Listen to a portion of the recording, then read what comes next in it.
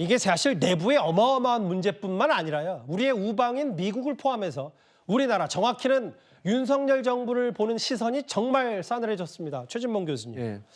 아예 외신들은 우리나라 전 국민이 이걸 할부로 치러야 될 것이라 정말 혹평 아닌 혹평을 했어요. 그렇습니다. 포브스라고 하는 언론사는 잘 아시면 경제 전문 언론사고요. 이 언론사의 보도에 따르면 코리아 디스카운트가 입증됐다. 계엄령의 대가는 5,100만 한국인이 할부로 치러야 된다. 이 말은 뭐냐면 쉽게 모든 경제 문제가 다시 원상복귀되기가 상당히 어려울 거라는 겁니다. 예. 왜냐하면 지금은 우리나라의 불확실성이 너무 높은 상태예요. 대통령이 만약에 토요일 날 탄핵이 됐다고 하면 어느 정도 회복할 수 있는 기회를 가질 수 있었을 겁니다.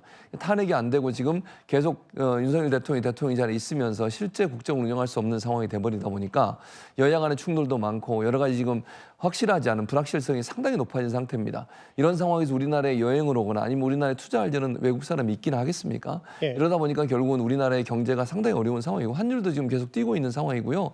주가도 상당히 곤두박질 치고 있는 상황입니다.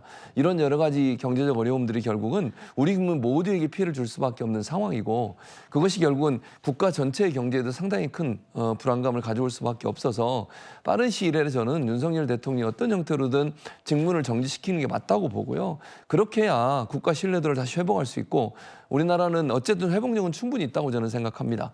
우리 국민들이 갖고 있는 저력을 믿는다고 하면 윤석열 대통령이 자리에 앉아 있는 것은 계속 불안감을 키울 수밖에 없기 때문에 그 문제를 빠르게 해결하는 것이 결국 우리 경제를 다시 회복할 수 있는 유일한 방법이 아닌가 이런 생각이 듭니다. 다만 정부 입장에서는 경제 당국에서는 여러 안간힘도 쓰는 것도 있고 특히 주말 새 한동훈 대표가 CNN 인터뷰한 것도 결국은 이건 이거대로 잘 처리해야 할 테니까 한국에 대한 투자를 거두지 말라. 이런 의미도 좀 있을 것 같고요. 그렇습니다. 외국인 투자자들이 가장 두려워하는 것이 정치적 불확실성입니다.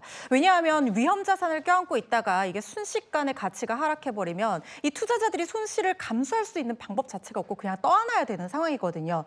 특히 비상계엄이 한국 경제에 독을 풀었다라는 얘기가 나올 정도로 비상계엄 이후에 원달러 환율이 1,450원까지 오르면서 외국인 투자자들의 매도 행렬이 이어지고 있습니다. 지금 무려 4,500억여 원을 투입해서 유동성을 확보하기 위해서 노력하고 있다고 하는데요. 이런 불안 심리가 점점 번지게 되면 경제에 더 불이익을 끼칠 수가 있기 때문에 아마 한동훈 대표도 그렇고 모두가 이런 불안 심리를 잠재우기 위해서 노력하는 상황으로 보입니다. 사실상 특집으로 준비한 뉴스탑10은 일단 여기서 정리하겠습니다.